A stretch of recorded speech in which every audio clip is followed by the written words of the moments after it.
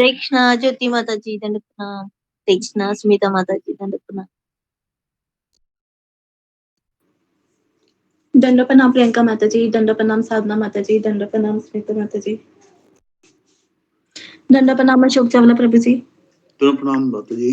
हरे कृष्णा जी दंड प्रणाम माता जी दंड प्रणाम। दंड प्रणाम। हरे कृष्णा।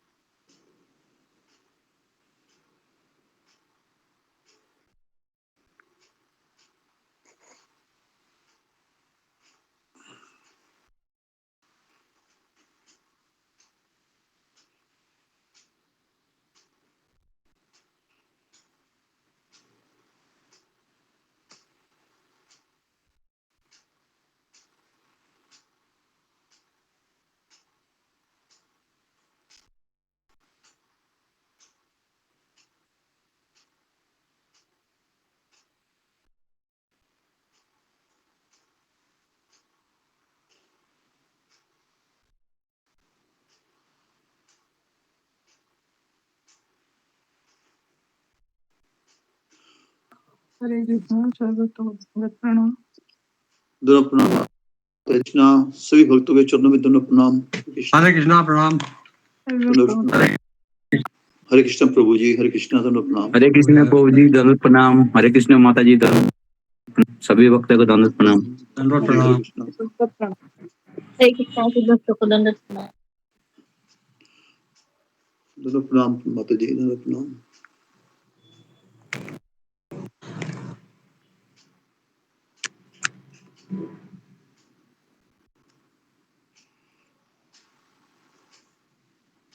जी प्रियंका माता जी हरे कृष्णा। हरे कृष्णा प्रभु जी दंड प्रणाम। जी नरसिंह आरती बोलिए माता जी आप। जी प्रभु जी धन्यवाद माता जी।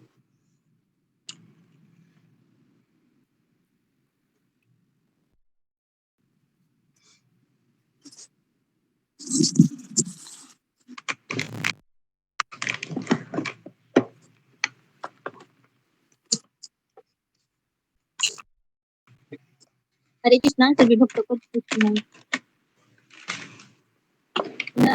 नमस्ते नरसिंहाय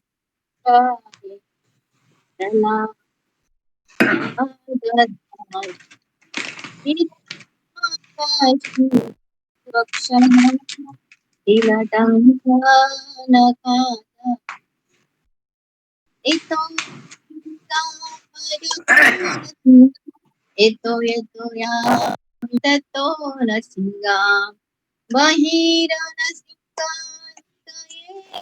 nasinga narasinga madisharanam prapade tara kamala vare nakhal adbhuto singa dalida hiranya kashipu tanu bringa kesha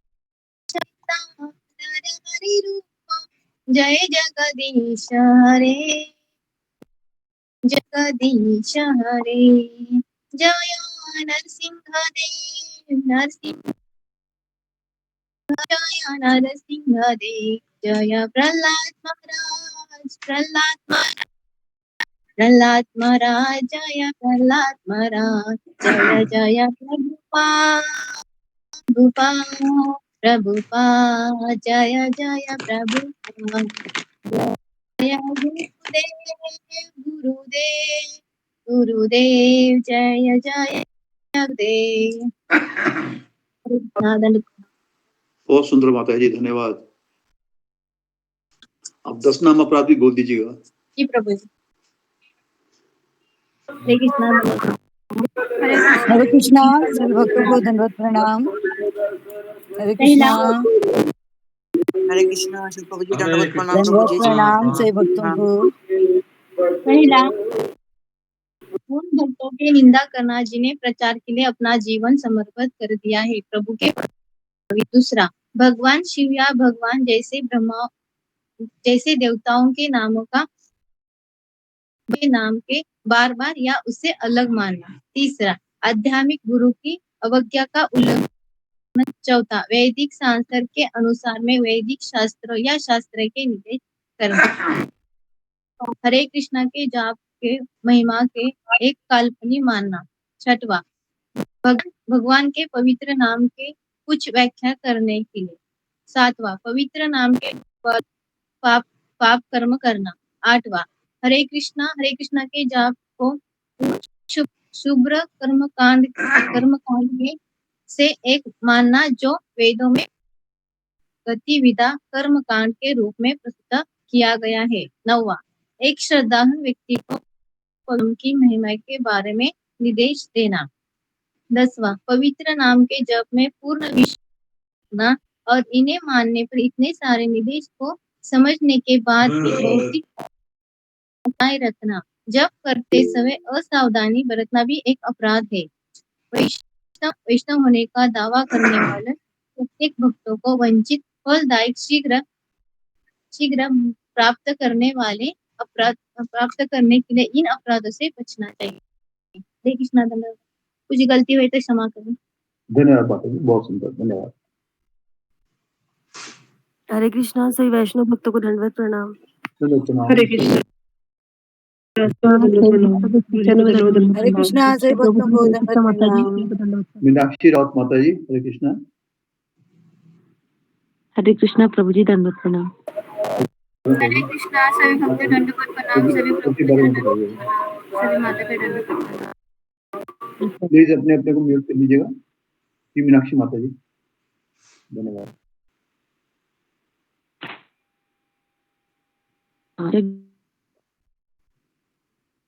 गुरु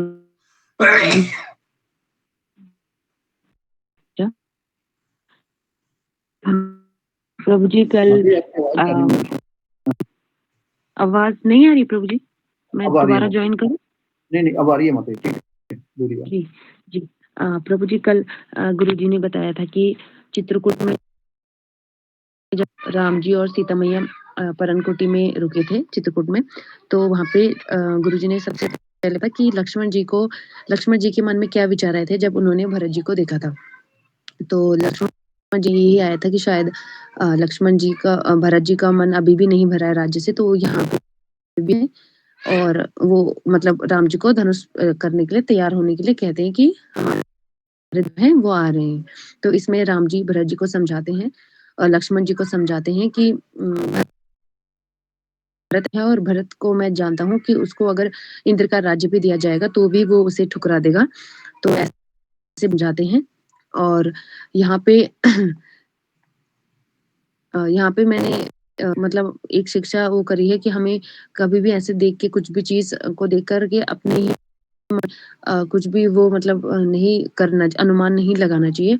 और दूसरा, भरत जी सीता मैया को देखूंगा, उनसे कहते हैं लक्ष्मण जी कहते हैं कि जब तक मैं राम जी सीता मैया और लक्ष्मण को नहीं देखूंगा तो तब तक मेरे दिल को चैन नहीं मिलेगा।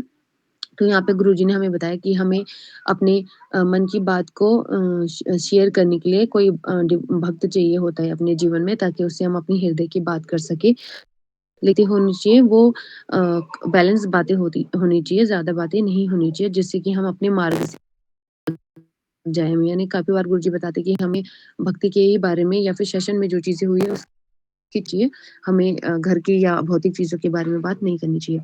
फिर इसके बाद जब आते हैं रास्ते में तो वो सेना को उधर ही रोक के रखने के माता जी होते हैं जो मैया जी, और तो उनको अलग रखने के लिए बोलते हैं सुमंत को। और फिर वो आगे चलते हैं तो वो धुआं से अनुमान लगाते हैं कि वहां से धुआं आ रहा है तो वहां पे राम जी की कुटिया होगी। फिर एक यहाँ पे फिर जब उन्होंने देखा तो वो को दोषी मान रहे थे और भरत जी खुद को दोषी मान रहे थे कि मेरी वजह से ही भगवान जगह पे रह रहे हैं और एक राजा होना है उनको और एक ऐसी जगह ऐसा मतलब ऐसे रहे हैं वो, लेकिन अब मेरे ही कारण उनको ऐसी जगह रहना पड़ रहा है, तो वो खुद को स्वयं को दोषी मान रहे। तो यहाँ पे गुरुजी ने शिक्षा दी थी कि जब हम भगवान के पास जाते हैं तो हमें खुद को यही सोचना चाहिए, गलती के कारण यहाँ आ गए हैं, यहाँ आपसे दूर हैं, तो हमें भगवान से प्रार्थना करनी चाहिए कि हम पास जाना चाहिए हमें ऐसे करके। फिर यहाँ पे भरत जी गुरुजी क्वेश्चन भरत जी ने क्यों यहाँ पे गुरुजी ने क्वेश्चन पूछा कि भरत जी क्यों खुद को दोषी समझते हैं, तो एक बहुत अच्छा उत्तर आया था कि स्वयं को भली समझते थे और कहते थे कि काश मैं कैकेयी का पुत्र ही नहीं होता, क्योंकि उन्होंने उनके पुत्र होने के कारण ही राज्य ने देने का वो वर मांगा और उनको 14 वर्ष का वनवास मांगा, तो काश मैं कैकेयी का पुत्र ही ना हो। फिर यहाँ पे गुरुजी ने एक बताया कि जब भरत जी जो है सरयू नदी में सुबह सुबह जाते थे स्नान करने के लिए, क्यों जाते थे जल्द इतनी अर्ली मॉर्निंग में, तो वहाँ का पानी बहुत ठंडा होता था। तो यहाँ पे उन्होंने बताया कि वो काफी समझते थे कि मेरा कोई मूवी देखेगा तो उसको भी शायद ऐसे ही वनवास मिल सकता है जैसे भ्राता राम को, मेरे प्रभु राम को मिला है। और फिर जैसे यहाँ पे एक गुरुजी ने और शिक्षा दी कि हमें हमेशा अपने दुखों का कारण स्वयं को समझना चाहिए, दूसरों को दुख का कारण नहीं समझना चाहिए, क्योंकि अगर हम दुख का कारण समझेंगे तो इसमें हमें बहुत जलन होती है और अगर हम स्वयं को कारण मानते हैं हमें परम शांति की अनुभूति होती है।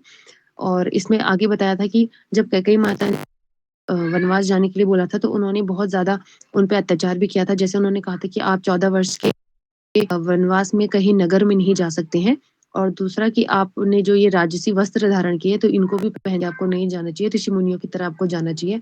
तो यहाँ पे गुरुजी ने बताया कि राम जी उनको फिर भी मतलब इतना उनके प्रति कैकेयी माता जी के प्रति उनके हृदय में इतना प्रेम, लेकिन अभी ऐसा बिल्कुल भी नहीं है और ये कल्पना मात्र है, मतलब कि ऐसे कोई कर सकता है कि किसी को आप इतना दुख दो और वो आपको मतलब फिर भी आपके दिल में उसके लिए इतनी प्रेम हो। प्रभु जी मैंने इतना ही लिखा है। हरे कृष्णा, धन्यवाद, प्रणाम। बहुत सुंदर लिखा माता जी, बहुत सुंदर माता जी, बहुत सुंदर माता जी, बहुत सुंदर। कितना प्रभु जी आपके चरणों में प्रणाम, सचोटे चरणों में प्रणाम। बोल माता जी, बहुत सुंदर, धन्यवाद, प्रणाम। हरे कृष्णा सभी प्रभु जी माता को दंडवत प्रणाम। दंडवत प्रणाम, सभी भक्तों को चरणों में दंडवत प्रणाम। हरे कृष्णा। हरे कृष्णा सभी भक्तों के चरणों में दंडवत प्रणाम।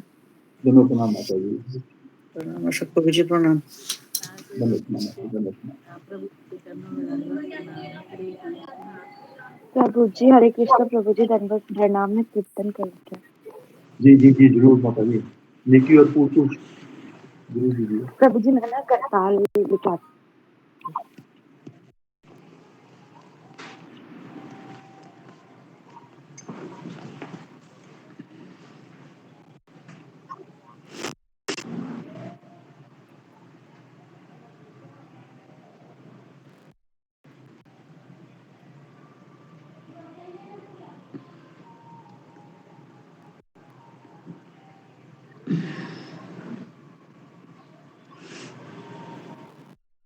शुरू करो।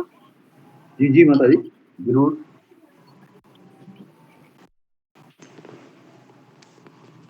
गौरांग करो दिनहीन जाने, ओ समापतिता प्रभु भुवाने। गौरांग करुणा करो दिनहीन जाने, समापतिता प्रभु नाही भुवाने। दंते तृण धरी गौरांग ढाकी के तुम्हार, कृपा करो हमार हृदय मंदिर। दंते ओके, हरे कृष्णा कृष्ण कृष्ण हरे हरे। हरे कृष्णा। गुरुजी हरे कृष्ण गुरुजी दंडवत प्रणाम। हरे कृष्णा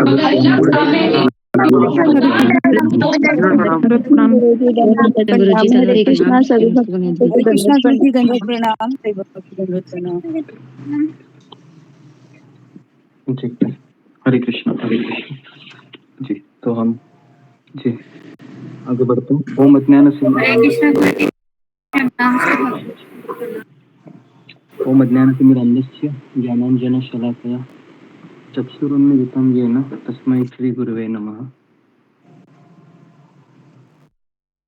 नमो विष्णुपादाय कृष्णप्रेष्ठाय भूतले श्रीमते राधानाथ स्वामी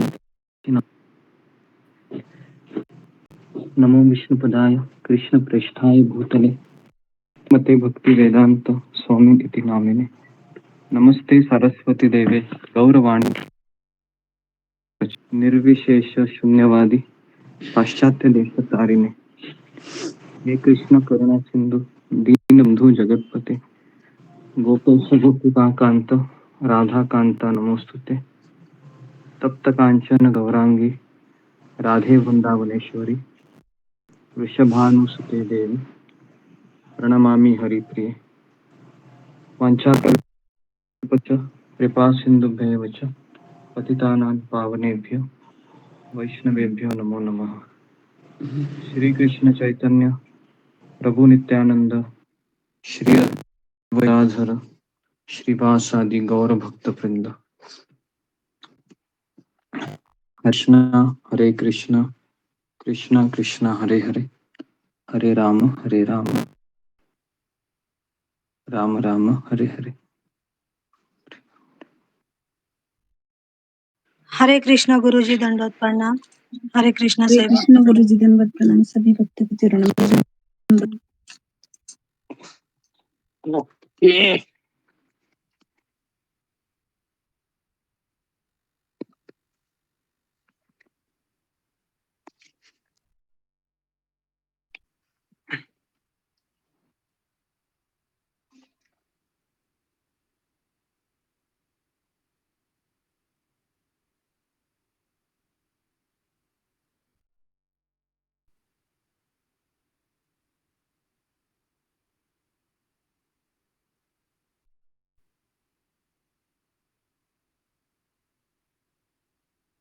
होगा कि प्रभु रामचंद्र जी का जो उद्घाटन हुआ और जो प्रधानमंत्री नरेंद्र मोदी और वो उत्तर प्रदेश के जो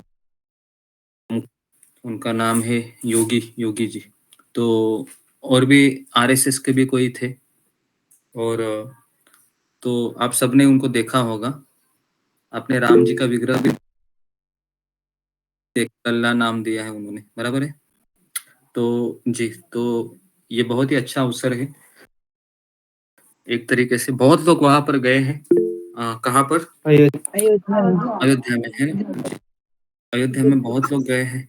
तो जी, तो जब हम देख रहे थे तो हमारी भी इच्छा हुई कि काश हम भी वहां पर होते, लेकिन सौभाग्य नहीं था, है ना, वहां पर जाने का।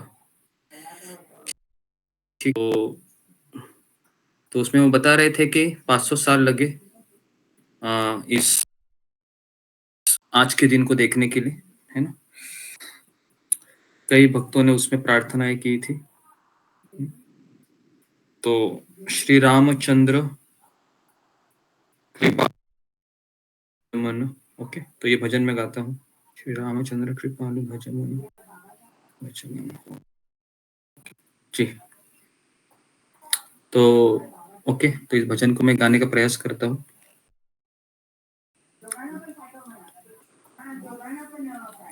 तो ये भजन का जो धुन है, जो मैं हमेशा वो जो धुन है उसी धुन के अनुसार मैं गाने की कोशिश करता हूँ। श्री राम श्री राम श्री रामचंद्र कृपालु भज मन हरन भव भय दारुणम् श्री रामचंद्र कृपालु भजुमन हरन भव भयदारुणम् नवञ्जलोचन कंजमुख करकंजद कंजारुणम् नवकंजलोचन कंजमुख करकंजपद कंजारुणम् श्रीराम श्रीराम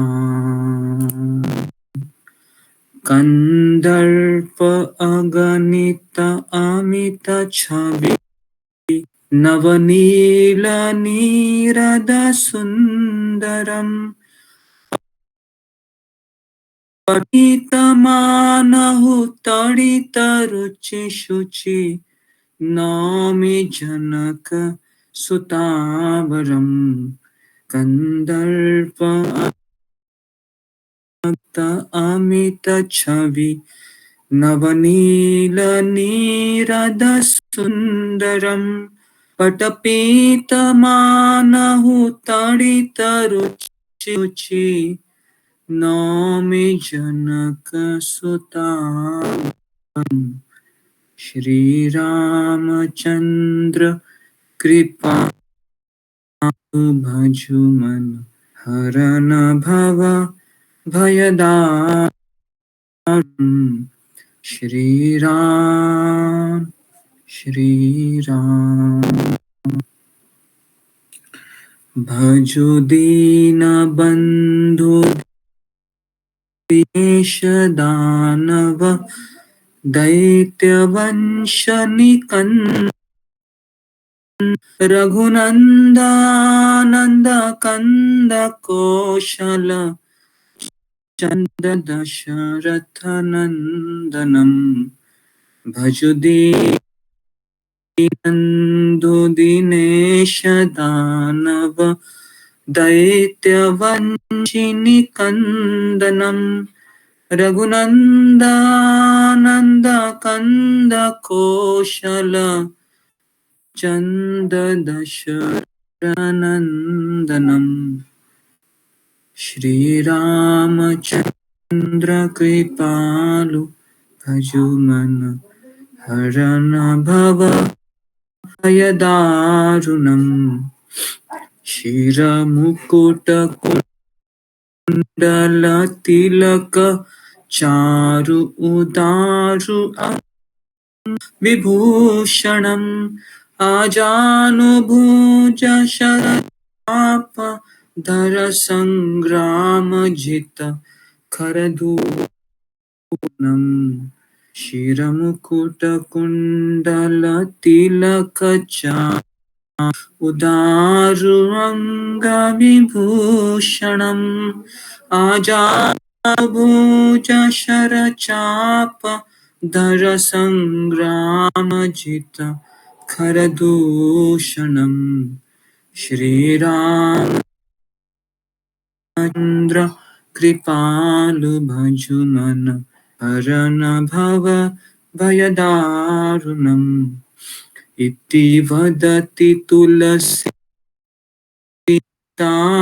शंकर शेष मुनि मनरंजनम् मम हृदय कंज निवास कामादिखलदल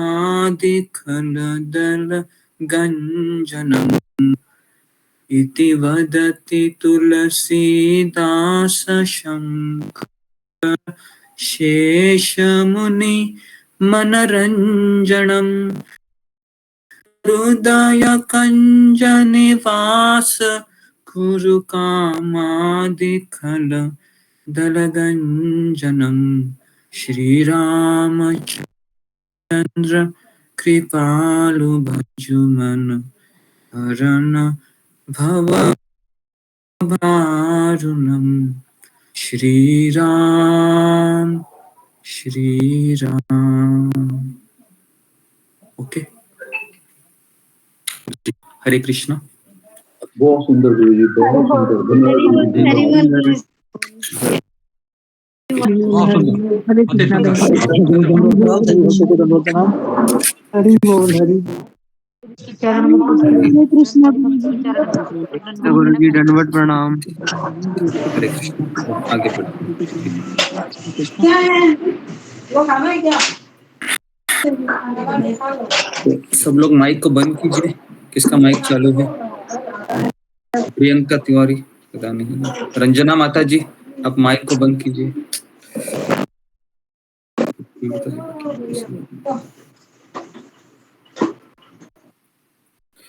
ओके, तो हम आगे बढ़ते हैं। तो आज का सत्र है विशेष रहेगा हमारे लिए, क्योंकि आज हम हमारा अंतिम सत्र रहेगा रामायण का।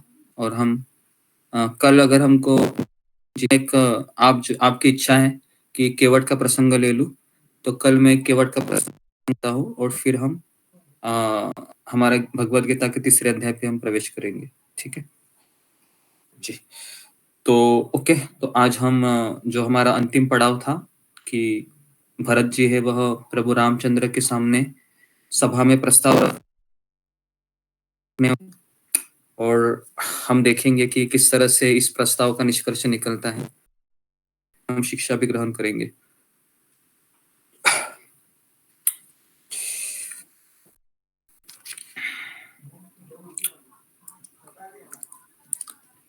जी, तो अयोध्या कांड में से हम पढ़ रहे हैं, वाल्मीकि रामायण में से। और भरत राम को अयोध्या में चलकर राज्य ग्रहण करने के लिए कहना इस अध्याय का शीर्षक है। तो जी, तो जो रात थी जिसमें प्रभु रामचंद्र भाइयों के साथ, है ना, रात्रि पिता की मृत्यु के दुख से शोक करते हुए व्यतीत की। तो हम सबको पता है कि जब प्रभु रामचंद्र जी को मिलने के लिए भरत और माताएं सब आए थे, तो सीता है वह कौशल्या की चरण वंदना कर रही थी। बराबर है, ऐसा ही कुछ है ना। हाँ, ऐसा नहीं था कि चलो भाई अभी, है ना, सब लोग एक दूसरे की सेवा करने में लगे थे। पूरे रामायण में हम यही देखते हैं कि सेवा सेवा सेवा सेवा, क्योंकि वह आध्यात्मिक, हम जीवात्मा बने ही इसलिए है कि सेवा करें, और हमारा अस्तित्व नहीं है। अगर हम भगवान की सेवा नहीं करेंगे तो किसकी करेंगे बताइए? अगर हम भगवान की सेवा नहीं करेंगे तो हम किसकी सेवा करेंगे? हम परिवार की सेवा करेंगे। परिवार की सेवा से भी उब गए तो देश की सेवा करेंगे। देश की सेवा से उब गए, कोई नहीं है मेरे पास, तो कुत्ता बिल्ली पालेंगे, उनकी सेवा करें। बराबर है। हाँ, कुत्ता बिल्ली भी नहीं है तो हम किसकी सेवा करेंगे? फिर इंद्रियों की सेवा करेंगे। सेवा तो किसकी ना किसकी करनी है, बराबर है ना। नहीं तो मन की सेवा करेंगे। तो इसके लिए हमारा स्वरूप है, इसलिए बना है कि हम सेवक हैं, सेवक थे, सेवक रहेंगे। हमारी सबसे बड़ी गलती है, मैं स्वामी बनना चाहता हूँ और इस संसार में राज करना चाहता हूँ, राजा बनना चाहता हूँ मैं। लेकिन जितना हम राजा बनने का प्रयास करेंगे उतने हमको दंडे मिलते हैं, क्योंकि क्या है, संसार एक जेल की तरह है। जेल में कोई राजा बन सकता है क्या? क्या लगता है? जेल में कोई राजा बनने का प्रयास करेगा तो जेलर उसको क्या करेगी? और डंडे मारेगी। राजा बनना चाहता है, ये ले लो, ये ले लो, है ना, बहुत डंडे मारती है फिर दुर्गा देवी। ओके, तो इस तरीके से हम आगे बढ़ते हैं। तो सब बैठ गए थे, कोई नहीं बोल रहा था, क्योंकि क्या बोले, पिताजी का इतना बड़ा समाचार ने सुना था, सब शोकाकुल थे। और वहां पर फिर भरत आकर देखता है कि पिताजी ने वरदान देकर मेरी माता को संतुष्ट कर दिया। माता ने यह राज्य मुझे दिया, मैं आपको दे रहा हूं, अभी आप इसका स्वीकार कीजिए। जी, ओके, सब लोग अपने कैमरा को ऑन कीजिए और कैमरा के सामने बैठिए हैं, नहीं तो मैं आपको रिमूव कर दूंगा। ये आदत पड़ गई है। कम से कम एक क्लास तो आपको सामने बैठकर करना चाहिए, है ना, और आप लोग दिखने भी चाहिए।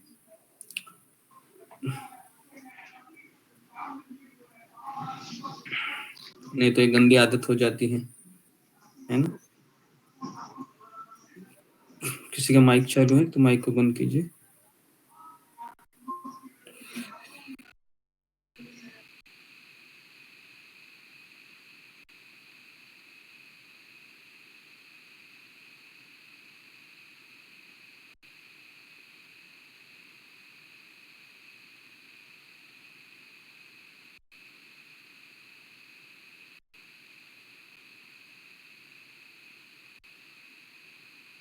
ओके।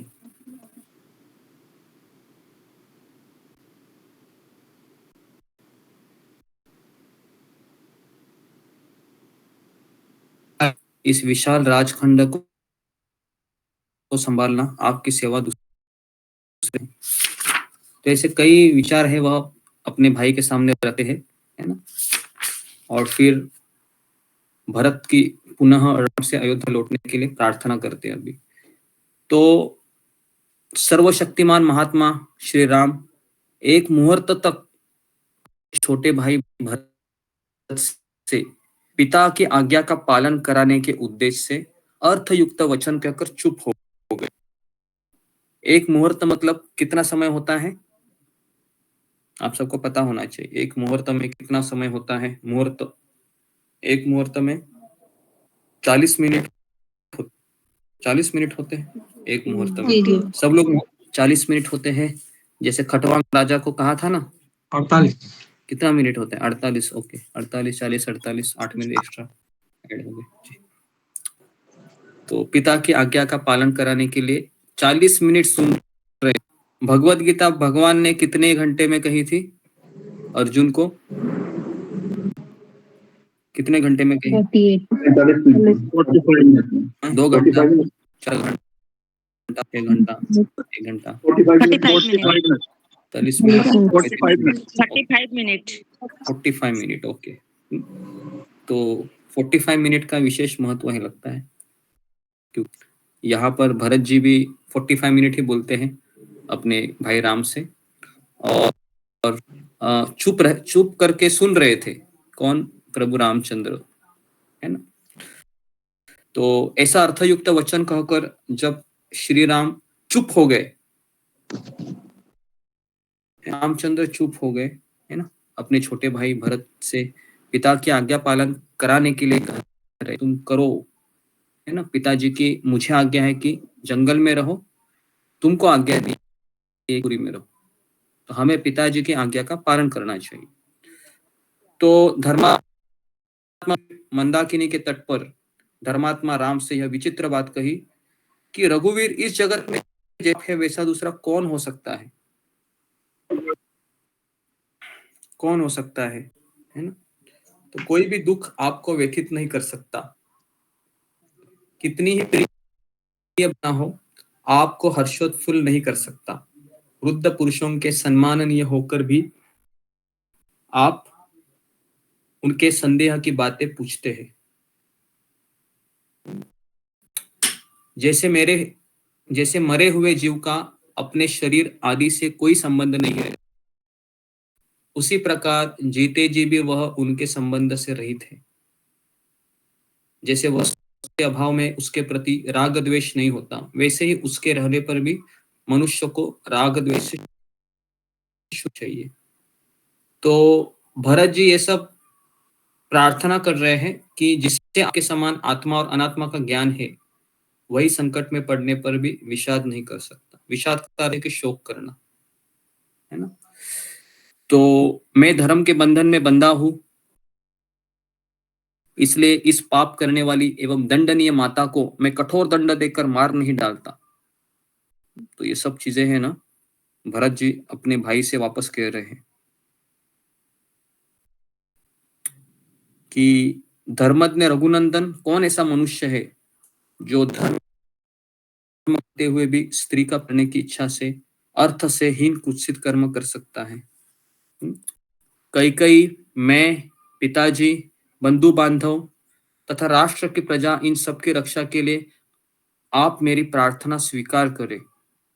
जो पुत्र पिता की हुई भूल को देता है, वही लोक में उत्तम संतान माना गया है।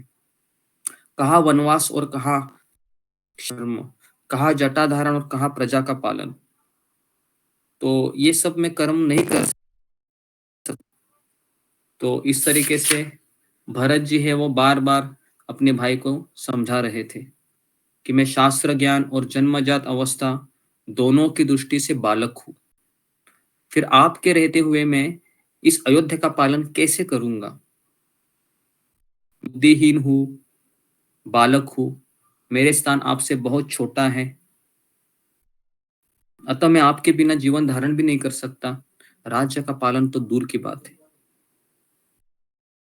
अतएव आप मेरी प्रार्थना को मत ठुकराइए। मैं आपके चरणों में माथा टेक कर याचना करता हूं कि आप मुझ पर दया कीजिए, जैसे महादेव जी ने सब प्राणियों पर अनुग्रह करते हैं ना। आर्य, आपका अभिषेक संपन्न होने पर दुख देने वाले आपके शत्रु भयभीत होकर दसों दिशाओं में भाग जाएंगे। तो ग्लानि में पड़े हुए भरत ने राजा राम के उनके चरणों में माथा टेक कर बहुत दृढ़ता पूर्वक अयोध्या जाने का विचार है ना उनके सामने रखा। तो रामचंद्र जी ने भी देखा कि सोचा कि मैं नहीं जाऊंगा है ना। प्रभु रामचंद्र भी जाने की इच्छुक नहीं थे। तो अयोध्या नहीं जा रहे ये सोचकर वे और दुखी हो गए है ना। तो इस तरीके से भरत वारंवार प्रार्थना करता है ना। तो उसी समय ये होता है कि जो वाल्मीकि वशिष्ठ मुनि है ना, उनसे अनुरोध करते हैं भरत जी कि आप अगर प्रभु कहेंगे तो गुरु की आज्ञा का पालन करना ही होगा शिष्य को। तो आप उनको ये आज्ञा दीजिए कि आप अयोध्या चलिए ये करके। तो इस तरीके से फिर सभा में वशिष्ठ मुनि भी भरत को कहते हैं कि भरत का ये प्रस्ताव है कि सभी अयोध्या वासियों की ओर से कि आप है वह अयोध्या वापस चलिए, और इसलिए हम सब आपके चरणों में प्रार्थना करने के लिए आए हैं। तो वशिष्ठ मुनि भी प्रभु रामचंद्र को इस तरह से इसलिए बोल रहे हैं क्योंकि वशिष्ठ मुनि को पता है कि राम कौन है। वशिष्ठ मुनि को पता है कि राम ये भगवान, लेकिन यहाँ पर वह शिष्य का अपने गुरु का रोल निभा रहे हैं भगवान के। तो इसके लिए वह इस तरीके से कभी कभी बोलते हैं कि राम, यहाँ पर भरत है, तुम्हारे सामने एक प्रस्ताव लेके आया है। तो प्रभु रामचंद्र कहते हैं कि भरत का यह प्रस्ताव सही है, लेकिन मेरे पिता जो मुझे आज्ञा दी थी उस समय भरत भी नहीं था वहां पर, और इस आज्ञा को पालन करना या नहीं करना इसका अधिकार केवल मेरे पिताजी को ही है ना। तो उसी समय कई माता है जो सभा में बैठी रहती है, वह कहती है कि राम, मैं तुमसे क्षमा मांगती हूं, और मैंने जो तुम्हारे पिता को जो 2 वचन दिए हैं उस वचन को मैं पीछे लेती हूं, और तुमसे मेरा निवेदन है कि अयोध्या वापस चलो करके। तो प्रभु रामचंद्र कहते हैं कि मेरी आपसे कोई बात नहीं हुई थी, पिताजी की ओर से मुझे यह आज्ञा मिली थी, और पिताजी अभी इस दुनिया में नहीं है, तो मैं इसके लिए कर्तव्य विमुख नहीं हो सकता हूं। मुझे मेरे पिताजी की आज्ञा का पालन करना ही होगा। तो इस तरीके से है ना, बार बार भरत भी यही कहते कि पिताजी ने जो वरदान दिया है उस वरदान को नहीं, पिताजी ने जो आज्ञा दी है उस आज्ञा को मैं फॉलो करूंगा भरत, और आप है वह वापस अयोध्या चले जाइए। तो प्रभु रामचंद्र कहते हैं कि ये कोई एक्सचेंज ऑफर नहीं है ना, कि तुम मेरा कार्य करो और मैं आपको कार्य करूं, है ना। जो पिताजी थे आज्ञा देने वाले वो तो नहीं गए, तो हमें इस तरह से खिलवाड़ नहीं करना चाहिए। तो इस तरीके से है ना। फिर कहते हैं कि जो सूत पूत नामक नरक से पिता का उद्धार करता है इसलिए उसको पुत्र कहा गया है ना। पुत्र शब्द का अर्थ क्या है? जो बेटा पूत नामक नरक से पिता का उद्धार करता है। पता है पुत्र क्यों निकालते हैं? इसके पीछे भी एक कारण है। पुत्र इसलिए निकाला जाता है ताकि वह अपने पिता को नरक जाने से बचा सके। लेकिन आजकल के पुत्र ऐसे दिखते हैं क्या आपको? क्या लगता है? आजकल के पुत्र हैं, वह मुझे लगता है कि अगर पिता नहीं भी जाएगा तो भी उसको ढकेल देगी, जाओ भाई अभी, है ना? तो इस तरह से अभी हो गया है कि अज्ञान में पूरा भरा हुआ है ना? और खास करके जब भारत स्वतंत्र हुआ है, खास करके 1950 के बाद, उसके बाद मैं इतिहास पढ़ता भी हूँ, तो उसमें यही देखा जाता है कि लोग केवल अनुचित चीजों को स्वीकार करते हुए, है ना, अपना जीवन जी रहे हैं। और कली का जो असर है, ये बहुत ही 1970 में अमेरिका में ज्यादा दिखाई दिया। प्रभुपाद जी गए थे अमेरिका में, बहुत लोग हिप्पी बने थे। 80-90% जो युवा पीढ़ी है उस समय हिप्पी बनी थी अमेरिका में। तो इसी पितरों की सब ओर से रक्षा करता है वो जो पुत्र होता है, बराबर है। पुत्र, बहुत से गुणवान और बहुश्रुत पुत्रों की इच्छा करनी चाहिए। संभव है कि उन पुत्रों में से कोई एक भी गया की यात्रा करे, है ना। तो रघुनंदन, इस प्रकार सभी राजर्षियों ने पितरों के उद्धार का निश्चय किया, अतः प्रभु तुम भी अपने पिता का नरक से उद्धार करो। वीर भरत, तुम शत्रुघ्न तथा समस्त ब्राह्मणों को साथ लेकर अयोध्या को लौट जाओ और प्रजा को सुख दो। लक्ष्मण और सीता के साथ यहाँ पर नहीं रहूंगा। क्यों ऐसा बोलते हैं राम? मुझे क्यों बोलते हैं राम अभी मैं यहाँ पर नहीं रहूंगा चित्रकूट में? क्या कारण है? वो कहते हैं कि मैं दंडकारण्य में प्रवेश करूंगा। दंडकारण्य कहाँ पर है पता है आपको? एमपी में है, मध्य प्रदेश में है दंडकारण्य। जी, तो बताइए अशोक चावला प्रभु। जी गुरु जी, इस तरह जैसा कि श्री रामचंद्र जी चित्रकूट में है, तो बार बार आके लोग उनसे मिलते, उन्हें दुख होता, वो परेशान करते हैं उन्हें, तो यहाँ से इसलिए अच्छा था कि यहाँ से चले जाए ताकि कोई उन्हें डिस्टर्ब ना करे वहाँ पे। जी, हाँ जी, ये इस उत्तर है कि अभी चित्रकूट है। चित्रकूट कहाँ पर है, किसी को पता है? एमपी में है या एमपी में है प्रभु जी, एमपी में। कहाँ पर है चित्रकूट? एमपी में है ना, एमपी में है ना। और अयोध्या कहाँ पर है? यूपी में है, बराबर है। यूपी, हाँ, तो यूपी से एमपी आ सकते थे। और दंडकारण्य कहाँ पर है? एमपी में ही है दंडकारण्य। नहीं, महाराष्ट्र की तरफ है। महाराष्ट्र और एमपी के मुझे लगता है पंचवटी उधर ही, पंचवटी तो बहुत नीचे आ गई। महाराष्ट्र दंडकारण्य, जी, दंडकारण्य नासिक से काफी थोड़ा सा दूर होगा, है ना। और उसके बाद फिर वो पंचवटी आते हैं।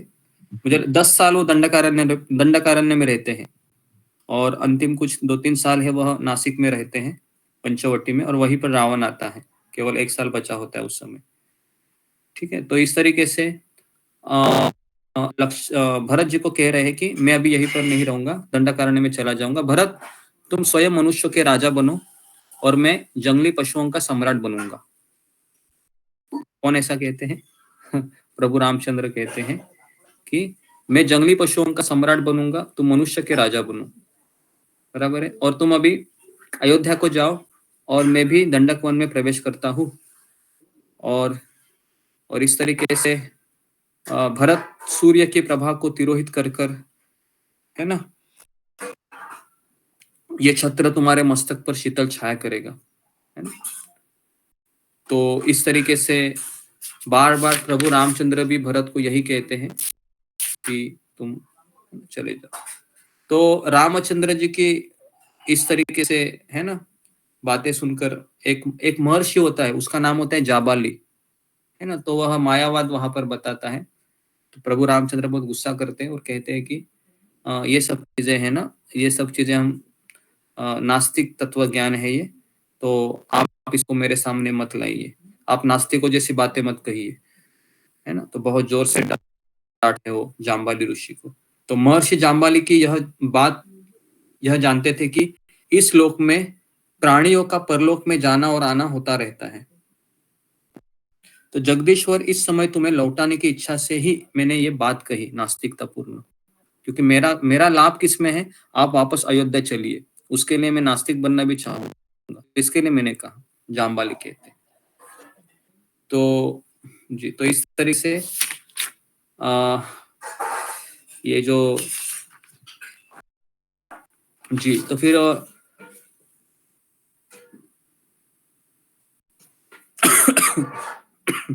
तो यहाँ फिर जो वशिष्ठ मुनि है,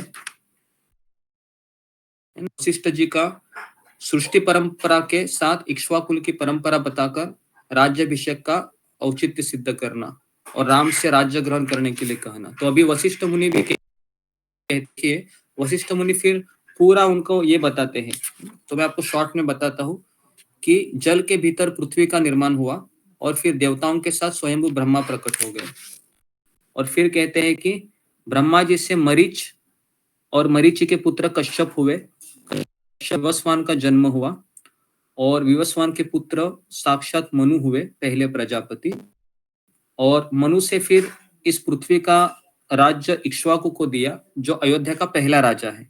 ठीक है, अयोध्या के पहले राजा कौन थे? तो राजा इक्ष्वाकु। ओके, बराबर है। तो विवस्वान का नाम कहाँ पर आता है गीता में?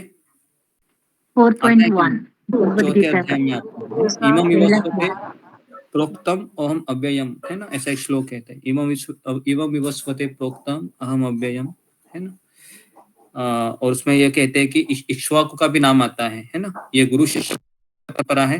ये पहला ज्ञान मैंने गीता का सूर्यदेव विवस्वान को दिया था, फिर विवस्वान ने अपने पुत्र मनु को दिया, मनु ने सो इक्ष्वाकु को दिया, तो उसी इक्ष्वाकु का नाम आया है जो अयोध्या के पहले। फिर इक्ष्वाकु के पुत्र हुए श्रीमान कुक्षी, है ना। कुक्षी के वीर पुत्र हुए विकुक्षी और विकुक्षी के फिर पुत्र हुए जो अरण्य के राजा पृथु, है ना। पृथु से त्रिशंकु की उत्पन्न हो गई। त्रिशंकु पता है आपको कौन थे? जिनको स्वर्गलोक जाना था, है ना। तो विश्वामित्र उनको ढकेल रहे थे और इंद्र जी क्या कर रहे थे? नीचे फेंक रहे थे, तो वो बीच में ही अटक पड़े, वो ऐसे उल्टा, है ना, जैसे उनका सिर है नीचे था, पैर उल्टा था। त्रिशंकु की उत्पत्ति हुई। त्रिशंकु विश्वामित्र के सत्यन के प्रभाव से सदैव स्वर्गलोक चले गए, है ना। तो फिर तो त्रिशंकु के पुत्र हुए धुंधुमार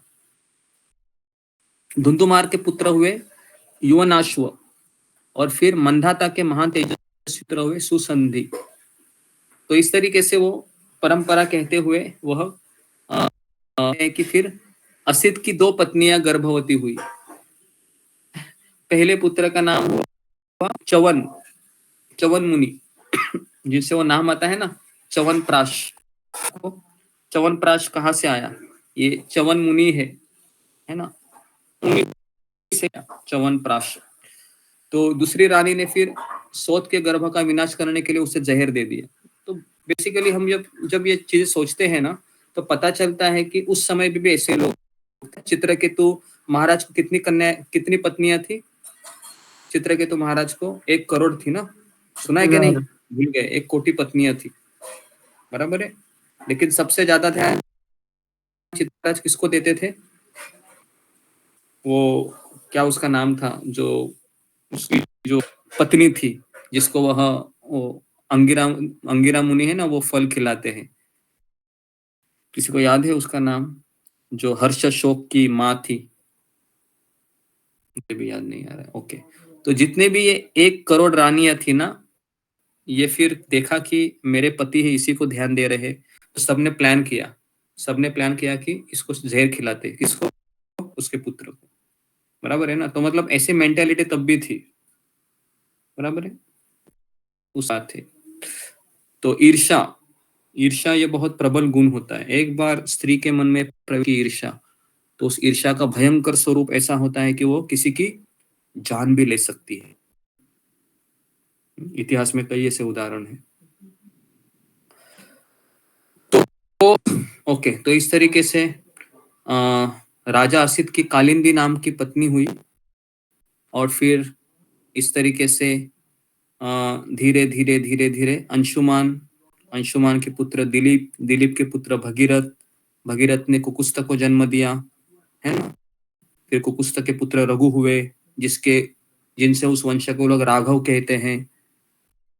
पुत्र हुए कलमाशपाद, कलमाशपाद के पुत्र हुए शंखन, है ना, और फिर के पुत्र हुए श्रीमान सुदर्शन, सुदर्शन के पुत्र हुए अग्निवर्ण, अग्निवर्ण के पुत्र हुए शीघ्र शीघ्र शीघ्र के पुत्र हुए मरु, मरु के पुत्र हुए पशुश्रु, पशुश्रु के पुत्र हुए अम्बरीश राजा, अम्बरीश के पुत्र हुए नहुष, नहुष के पुत्र हुए नाभाग, नाभागा के दो पुत्र थे अज और सूरत, अज के धर्मात्मा पुत्र थे राजा दशरथ।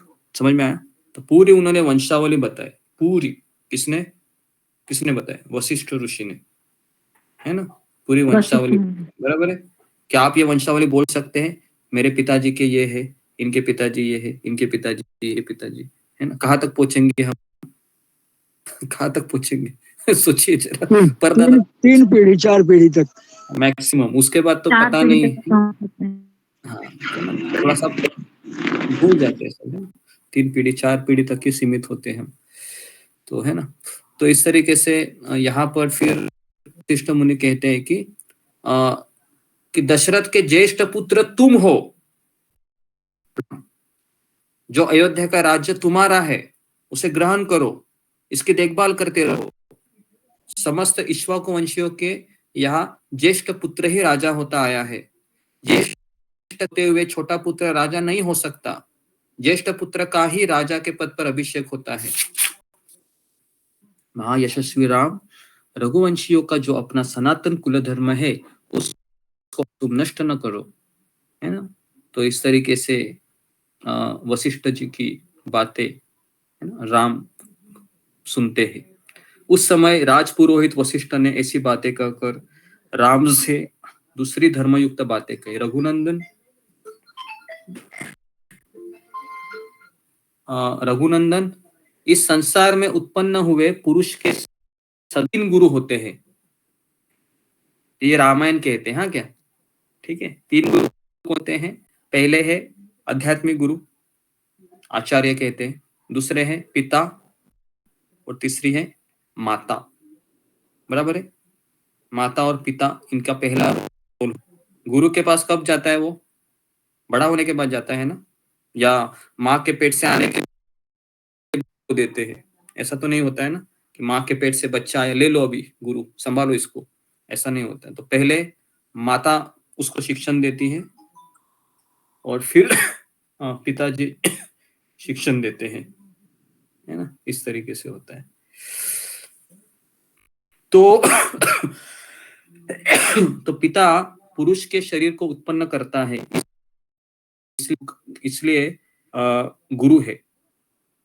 ओके, और आचार्य उसे ज्ञान देता है, इसके लिए वो गुरु है। एक गुरु होता है जो शरीर, बराबर है, दूसरा गुरु होता है वो ज्ञान देता है, बराबर है। तो शत्रुओं का संताप देने वाले रघुवीर, मैं तुम्हारे पिता का हूँ, है ना, अतः मेरी आज्ञा का पालन करने से,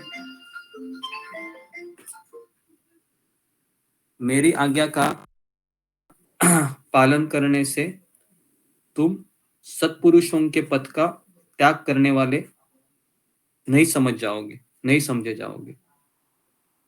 तात ये तुम्हारे सभासद, बंधु बांधव तथा समस्त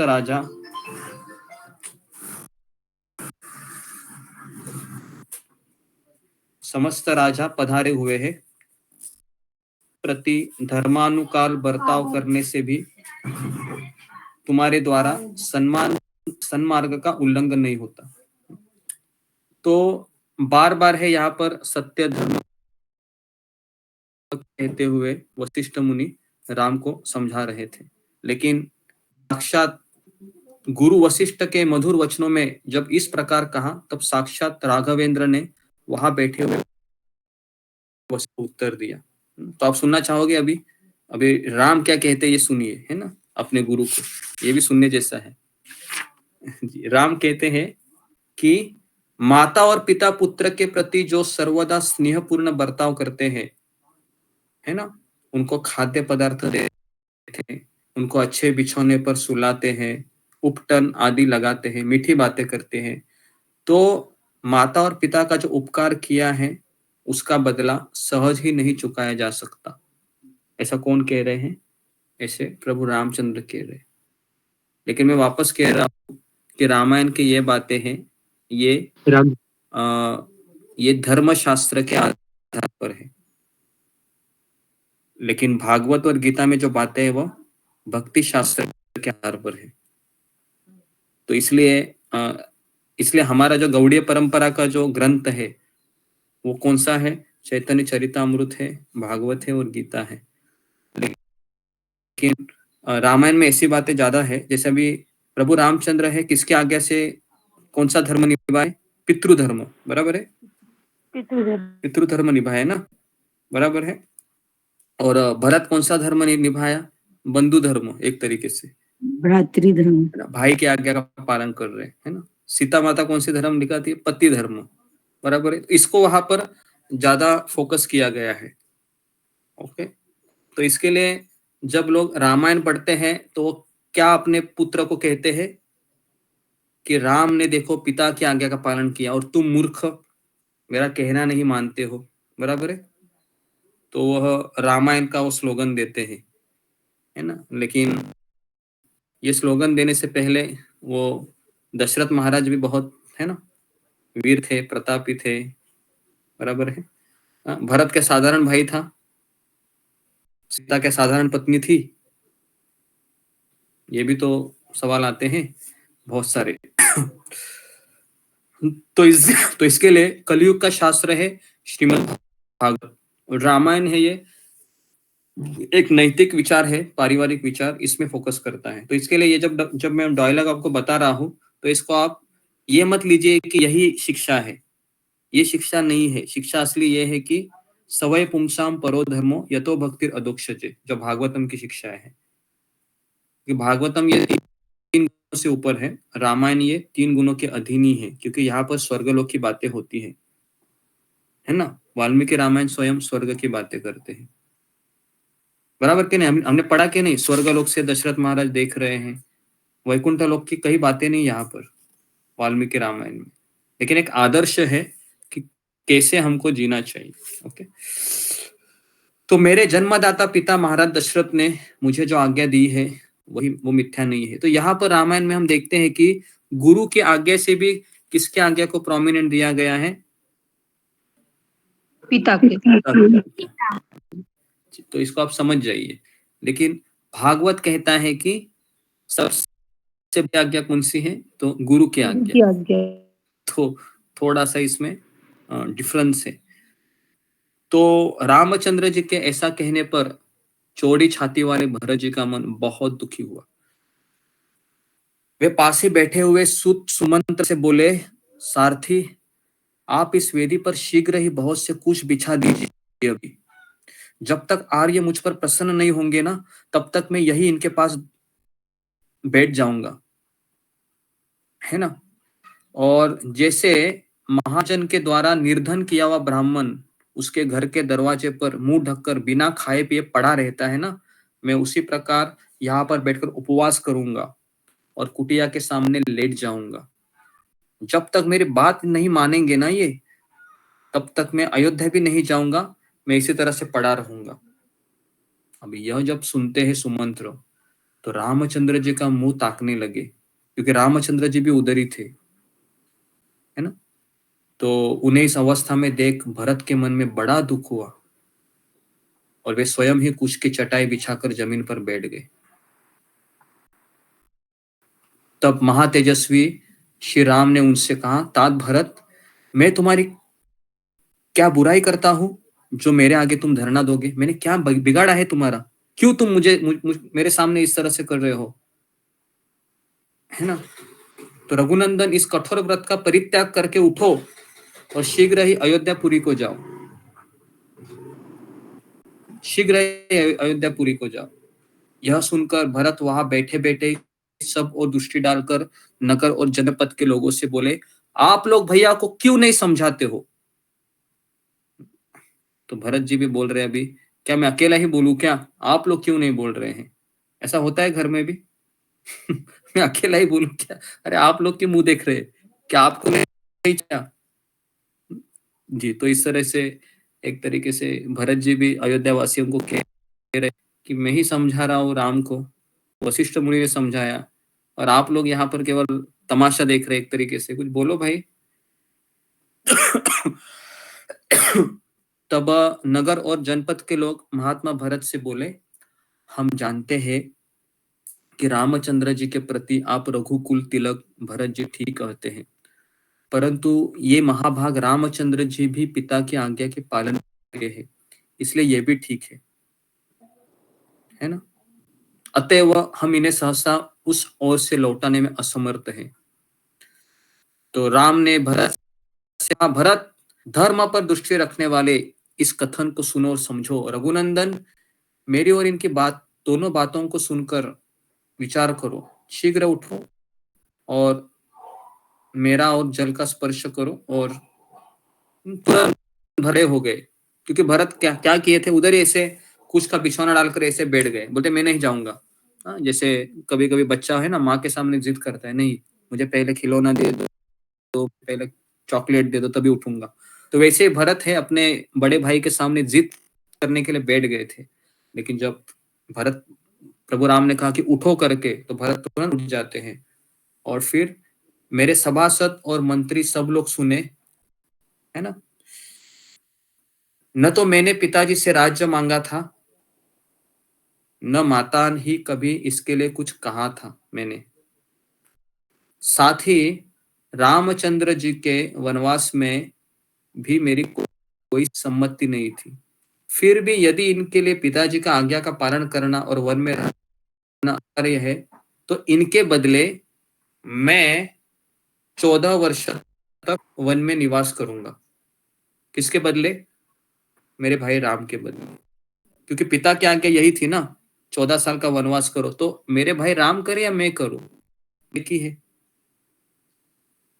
तो भाई भरत की सत्य बात से धर्मात्मा राम को बड़ा आश्चर्य हुआ और उन्होंने जितने भी अयोध्या थे सबकी ओर देखकर कहा, पिताजी ने अपने जीवन काल में जो वस्तु बेच दी है या खरीदी है, उसे मैं अथवा भरत कोई भी पलट नहीं सकता। मुझे वनवास के लिए किसी को प्रतिनिधि नहीं बनाना चाहिए। कई ने उचित मांग ही प्रस्तुत की थी और मेरे पिताजी ने उसे देकर पुण्य कर्म ही किया था। मैं जानता हूं कि भरत बड़े क्षमाशील है। 14 वर्षों की अवधि पूरी करके जब मैं वन से लौटूंगा, है ना, तो फिर उस समय मैं इस राज्य को ग्रहण कर सकता हूं, है ना। तो फिर रामचरितमानस में कुछ ऐसा प्रसंग बताया गया है कि जब ये सभा चल रही थी, तो सीता माता के जो पिताजी है ना, जनक महाराज, अपनी पत्नी उन्नयना के साथ चित्रकूट की ओर प्रस्थान कर रहे थे। तो उनका दूत आकर कहता है कि राजा जनक भी यहाँ पर पधार रहे हैं। तो फिर सभा अगले दिन के लिए उस दिन के लिए स्थगित की जाती है। और उस समय फिर अगले दिन जब वशिष्ठ मुनि और ये जनक राजा दोनों बैठते, तो जनक महाराज के सामने प्रस्ताव रखते हैं कि राम की इच्छा है कि भरत अयोध्या में जाके राज्य का पालन करे और भरत की यह इच्छा है कि प्रभु रामचंद्र है वह वापस अयोध्या में लौटे करके। तो इसमें आपकी क्या? तो उस समय है वह जनक राजा है, प्रार्थना करते हैं भगवान शंकर से, ऐसा बताया गया है। और वो ये प्रार्थना करते हैं कि हालांकि मेरी कोई योग्यता नहीं है यहाँ पर राय, क्योंकि यहाँ पर राय देना एक मूर्खता होगी, लेकिन ये निर्णय मुझे लेने के लिए कहा है, तो मेरा कर्तव्य है कि मैं इसको पूरा करूं। तो इसके लिए वो कहते हैं कि भरत, तुम्हारी जो इच्छा है कि राज्य को छोड़कर तुम्हारे भाई राम है उस अयोध्या के राज्य को स्वीकार करे, ये तुम्हारी भावना बहुत ही सुंदर है। इतिहास में आज तक किसी ने ऐसा नहीं किया है। तो हे भरत, तुम्हारी जीत हो गई। तो वहां पर ऐसा बताया है कि भरत तुम जीत गए। तो जैसे ही जीत गए सुनते हैं तो सारे अयोध्या वासियों को, वशिष्ठ मुनियों को, तीनों रानियों को, हनुमान जी को, सबको आनंद होता है, सबको आनंद होता है। और फिर आवाज जनक, ब्रेक और फिर आवाज आ रहा है मेरा सबको? आ रहा है गुरुजी? आ रहा है गुरुजी, एकदम क्लियर आ रही है। Okay okay. तो ओके, तो फिर उस समय जनक महाराज कहते भरत को कि हे भरत, तुम्हारा जो निस्वार्थ प्रेम है अपने भाई राम के प्रति, उसकी जीत होती है हमेशा, क्योंकि निस्वार्थ प्रेम की हमेशा जीत होती है। किसी भी संबंध में आप देखो, जो व्यक्ति किसी से निस्वार्थ प्रेम करता है ना, उसको केवल देने की इच्छा है, कुछ लेने की इच्छा नहीं है, उस व्यक्ति की हमेशा जीत होती है, हमेशा। ऐसा हो ही नहीं सकता वो कभी हार जाएगा।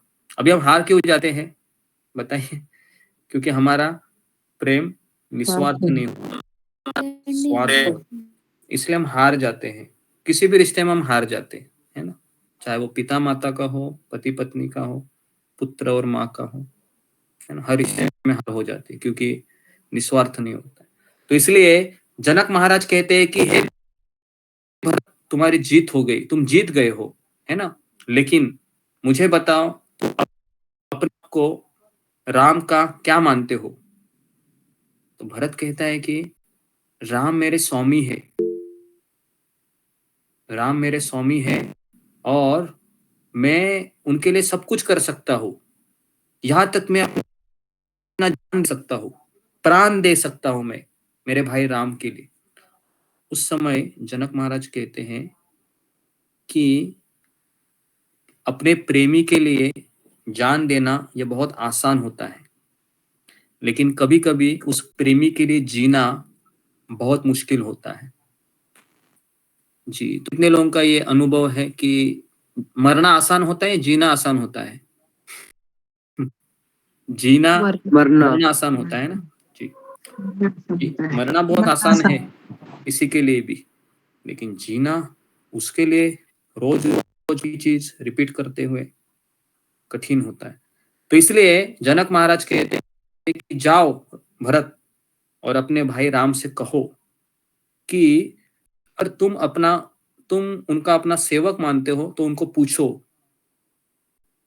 क्योंकि प्रेम का एक अलग ही स्वरूप होता है। वो कहते हैं कि प्रेम की परिपूर्ण है कि स्वामी को संतुष्ट करना। तो इसके लिए तुम्हारा निस्वार्थ प्रेम है वो बहुत सही है, लेकिन अगर तुम्हारे स्वामी संतुष्ट नहीं होते हैं, देखो बहुत बड़ी शिक्षा है यहाँ पर हम सबके लिए, है ना, हम सब लोग निस्वार्थ प्रेम करना चाहते भी होंगे, लेकिन क्या सामने वाला व्यक्ति तुष्ट हो रहा है, ये भी देखना उतना ही जरूरी है, ये देखना उतना ही जरूरी है, बहुत बहुत यहाँ बात है। तो इसलिए तुम राम को पूछो जिसके लिए तुम ये निस्वार्थ प्रेम दिखा रहे हो, कि क्या वो चाहते हैं तुमसे।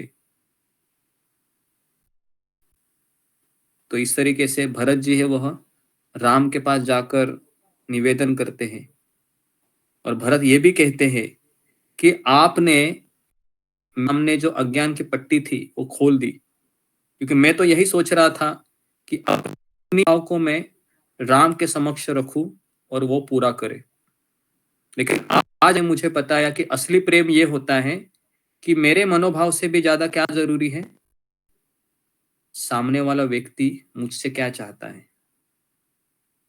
क्या लगता है ना, ये बहुत शिक्षा लेने वाली बात है ये, कि हमारा प्रेम निस्वार्थ भी हो, उसमें रंच मात्र भी दोष ना हो, लेकिन सामने वाला व्यक्ति है और चाहता है हमसे, तो हमारा वो निस्वार्थ प्रेम है, वो हमें ये कि तुमको और आगे बढ़ना चाहिए। तो उस समय भरत जी प्रभु रामचंद्र जी के पास कहते हैं कि आप बताइए कि मैं क्या करूं।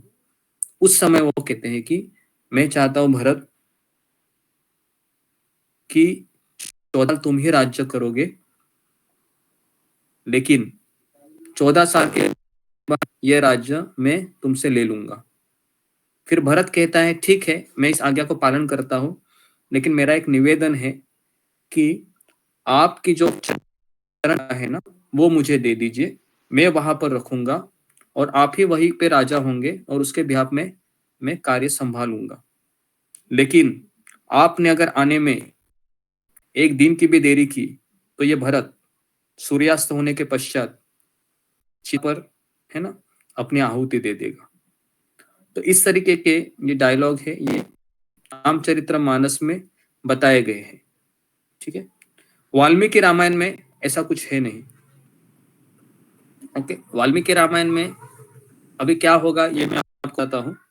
ठीक है, सबको समझ में आ रहा है ना कि मैंने रामचरितमानस का आपको बता दिया जो जी बताया गया है। अभी मैं आपको वाल्मीकि रामायण का बता रहा हूँ। ओके जी, तो ओके, तो माइक को बंद कीजिए। किसका माइक चालू है? बता मेहर। ओके, तो इस तरीके से पर अभी देखिए कि उस समय कैकेयी ने राजा से वर मांगा था और मैंने उसका पालन स्वीकार कर लिया। अतः भरत, अब तुम मेरा कहना मानकर उसके पालन द्वारा अपने पिता महाराज दशरथ को असत्य के बंधन से मुक्त करो। तो उस समय तेजस्वी भ्राताओं का वह रोमांचकारी समागम देख वहां पर आए महर्षि को बड़ा आश्चर्य हुआ, है ना। तो मैं थोड़ा सा आगे बढ़ने से पहले मैं सोच रहा था कि ये दो चीजें जो जनक महाराज ने कही थी ये हमारे लिए बहुत बड़ा आदर्श है। क्योंकि हम सब लोग निस्वार्थ प्रेम करना चाहते हैं भगवान से, जिसमें कोई रंच मात्र भी दोष ना हो, है ना। रूप गोस्वामी कहते हैं कि अन्य अभिलाषिता शून्यम ज्ञान कर्म अनादिवृत्तम अनुकूल्येन कृष्ण अनुशीलनम भक्तिरुत्तम। तो ये शुद्ध भक्ति की व्याख्या है। तो उसमें रूप गोस्वामी बताते हैं कि ज्ञान और कर्म की कोई मनीषा नहीं होनी उसमें, है ना, शुद्ध होना चाहिए भाव। तो यहाँ पर भरत जी है एक तरीके से एक भक्त है और राम है वो गुरु है। यहाँ पर हम इस तरह से इसको देख रहे हैं। ठीक है, शिष्य चाहता है कि मैं गुरु को प्रसन्न गुरु सेवा करूं, है ना, निस्वार्थ भाव से। लेकिन भरत क्या सोच रहा कि मेरी इच्छा से राम है वह अयोध्या लौटे, मैं चाहता हूं। और उनका चाहना भी गलत नहीं था क्योंकि वो प्रेम करते थे ना अपने प्रभु रामचंद्र से। इसके लिए यहाँ पर भरत है वो पूरी तरीके से सही था। जनराज भी कहते हैं कि भरत तुम सही हो, तुम गलत हो ही नहीं, क्योंकि तुम्हारे कोई रंच मात्र भी कुटिलता नहीं है, तुम निस्वार्थ हो, यहाँ पर खड़े हो, है ना। ये भी तो सोचो कि तुम्हारे निस्वार्थ प्रेम से तुम्हारा स्वामी खुश है क्या नहीं, जाओ देखो जरा। तो यहाँ पर एक बड़ी शिक्षा प्राप्त होती है कि हमारे जीवन का लक्ष्य निस्वार्थ प्रेम से भी कहिए कि स्वामी की आज्ञा का पालन करना, जो वेरी वेरी इंपॉर्टेंट। ये बहुत बड़ा लेसन है रामायण का, खासकर प्रसंग है इसका। ये बात इतनी आसान नहीं है। पहले तो भरत के स्टेज पर आना है क्या, नंबर 1, वो भी आसान नहीं है। और नंबर 2 कि फिर अपनी मनोभावना को साइड में रखकर वो सामने वाला व्यक्ति कहता है उसके अनुसार करना और भी कठिन है ना जी। तो इससे आपको क्या शिक्षा मिलती है? फिंगर को रेस कीजिए जरा। क्या आप सोच रहे हैं इसमें? ये जो प्रसंग है, जनक राजा ने जो प्रस्ताव रखा है जी बताइए बताइए जी। ये जो प्रसंग है ना, ये जीवन का टर्निंग पॉइंट हो सकता है, क्योंकि कई लोग भक्तों से मैं बात करता हूँ ना, वो ऐसा ही कहते हैं कि हम सब कुछ कर रहे हैं, क्लास कर रहे हैं, माला कर रहे हैं, सब कुछ, है ना। तो एक बार पता है ना, मैंने एक कल ही कहा था ना, शिला प्रभुपाद के एक शिष्य थे, उनको कहा था उन्होंने कि तुम किचन में जाके सेवा करो, है ना। तो वो कहाँ गए थे? मंगल आरती में गए थे, है ना। मंगल आरती में गए थे, मंगल आरती में वह भगवान की तो पूजा करने गए थे ना। मंगल आरती अटेंड करना गलत है क्या? सही है ना। सुबह सुबह गए वो, तो प्रभुपाद जी को पता चला और प्रभुपाद जी ने बुलाया कि क्योंकि प्रभुपाद जी भी उधर थे। प्रभुपाद जी ने कहा कि मैंने तुमको क्या कहा था? तो कहा कि आपने कहा था कि मुझे किचन में जाके सेवा करना है, तो तुम वहां पर क्या कर रहे थे? तो कुछ बोल नहीं पाया, वो समझ गया कि, और फिर कहा तुम्हारी मंगल आरती में आना माया है। क्या बोले? प्रभु जी बोले तुम्हारे लिए मंगल आरती में आना माया है। अभी इसको आप कैसे सोचेंगे? थोड़ा अजीब उत्तर लगता है ना प्रभुपाद जी का ये, ऐसे कैसे भाई माया है? क्यों माया है वो? क्योंकि उसके लिए क्या जरूरी था? मंगल आरती से भी अटेंड करने से भी उधर जो उनके गुरु ने कहा है उनको किचन में जाके सेवा करो। तो मुझे बताओ क्या मंगल आरती अटेंड करने से प्रगति करेगा क्या? क्योंकि उसने तो गुरु क्या कोई ऐसे स्टॉप किया है उधर, है ना, और उधर गया है वो। तो वो मंगल आरती नरसिंह आरती है ना 100 साल भी करेगा तो भी कुछ होने वाला है क्या? ये बहुत ही एक लक्ष्मण रेखा जैसा बॉर्डर लाइन होता है हमारे और भगवान के बीच में, जो हम नहीं समझ पाते हैं ना, कई सालों के बाद भी नहीं समझ पाते कि समर्पण वो नहीं होता है हमारा। खास करके मादम्बिनी किताब में ये लिखा गया है कि अगर गुरु कोई चीज आवाज नहीं आ रहा लाइट चली जी। हरे कृष्णा हरे कृष्णा। आवाज आ रहा है मेरा? जी गुरुजी। ओके हरे कृष्णा जी। तो लाइट चली गई अचानक, अभी मुझे थोड़ा सा लगता है। ओके तो जी, तो मैं ये कह रहा था कि जी ये जो प्रसंग हुआ, प्रसंग में क्या शिक्षा मिल सकती है? जी अरुणा यादव।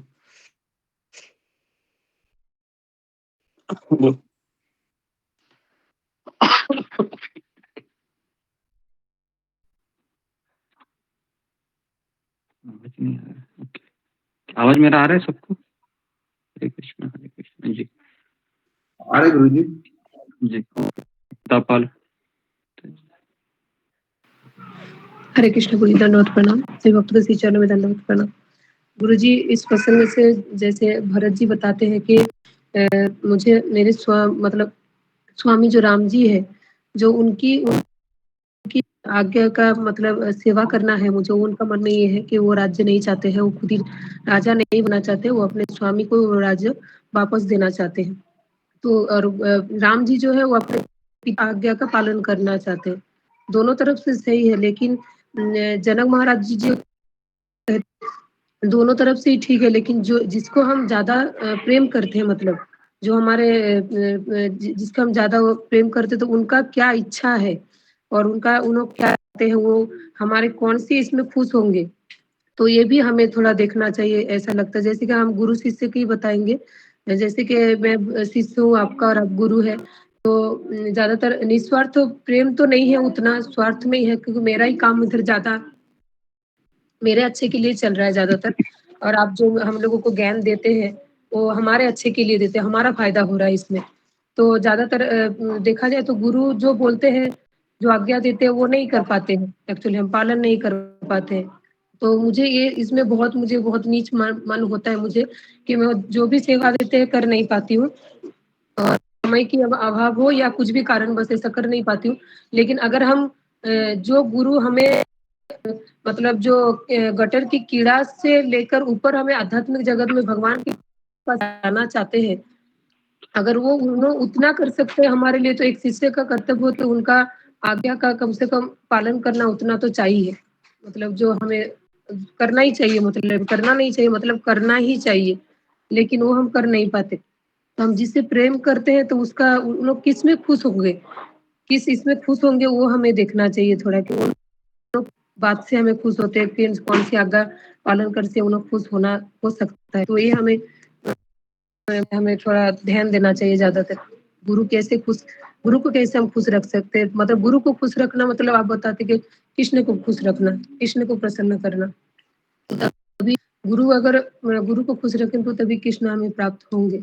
आप बताते हमेशा हमें ज्ञान देते, तो मुझे बहुत मन में दुख होता है कि मैं कर नहीं पाती हूँ गुरु जी, इसलिए क्षमा चाहती हूँ। ओके जी, हरे कृष्ण।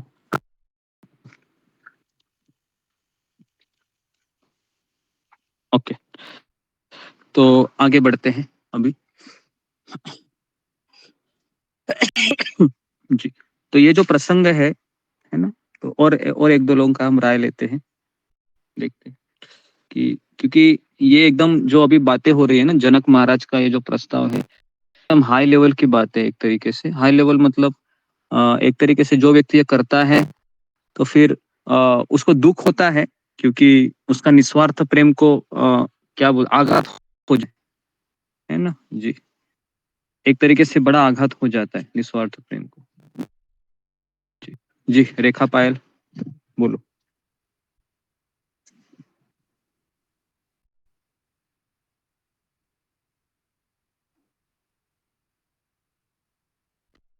नेक्स्ट।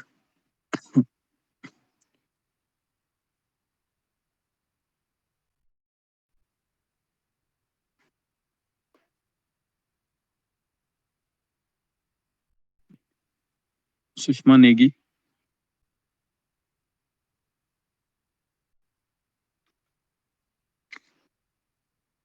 नेक्स्ट सुषमा नेगी कालो। हरे कृष्णा, दंडवत प्रणाम, सभी भक्तों के चरणों में दंडवत प्रणाम। जी गुरु। क्या सुना अभी बताओ। अभी जो हमने इसमें प्रसंग में क्या शिक्षा ली।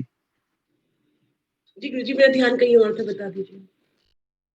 अरे बाप रे, कैसे ध्यान और था, ध्यान दे दीजिए, है ना। वापस मैं आपको पूछूंगा, तो जी अभी गुरु जी। सुनिए। ममता पाल माता जी ने क्या कहा, वो सुना? वो भी नहीं सुना होगा, ठीक है जी। नेक्स्ट। जी रूबी कुमारी माता जी। जी गुरु जी, प्रभु जी दंडवत प्रणाम, से भक्तों को दंडवत प्रणाम। इस प्रसंग में हमें ये शिक्षा आप बताते हैं कि हमें जब किसी उनके जो राम जी है वे उनके यहाँ पर गुरु होते हैं और ये भरत जी है यहाँ पर शीश है। जब उनको बोला गया कि आप कुछ संभालना है राज्य, तो आपको ही संभालना होगा, क्योंकि आपको ये सेवा मतलब महाराज जी ने दिया है, हमारे पिताजी ने, और जो मुझे सेवा दी है वनवास में करना होगा। तो यहाँ पर देखा जा रहा है कि जैसे कि भरत महाराज बोलते हैं कि नहीं, आप मना करते हैं उनको कि नहीं, आपको ही करना होगा, क्योंकि आप मेरे बड़े भ्राता है, आप मेरे गुरु हैं, आपको ही करना चाहिए। तो यहाँ पर बोलते हैं कि यहाँ भरत महाराज सही होते हैं, क्योंकि वो आज्ञा का पालन कर रहे हैं सबका, और सब संतुष्ट भी होते हैं।